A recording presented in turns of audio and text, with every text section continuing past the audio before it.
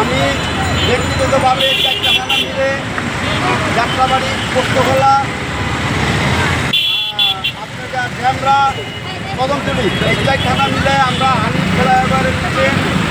আমরা 38 জনের শহীদের তালিকা আমরা করতে পারছি বেসরকারিভাবে তালিকাভুক্ত করছি চাইছেন মাধ্যমে নামগুলো নিয়ে আপনাদের মাধ্যমে সরকারের কাছে বলতে চাই যাত্রাবাড়িতে যাতে শহীদের অরিজিনালভাবে 5ই আগস্ট যারা শহীদ দিচ্ছে তাদেরকে যাতে শহীদের মিনার এখানে তৈরি করা হয় শহীদের একটা সুন্দরভাবে তালিকা থাকে রাষ্ট্রীয়ভাবে শহীদদের যাতে মর্যাদা পায় যাতে মুক্তিযুদ্ধের মতো যাতে ভুয়া তালিকা যাতে না আসে।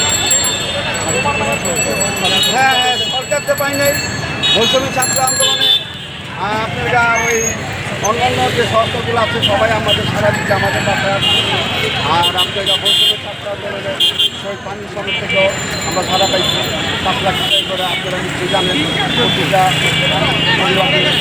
সাকিব ভাই আমরা এটা সারা পাইছি সারা বাংলাদেশ সারা পাইছি আজকে এখানে আসা একটা উদ্দেশ্য যাতে শহীদের তালিকাটা রাষ্ট্রীয়ভাবে সম্মানের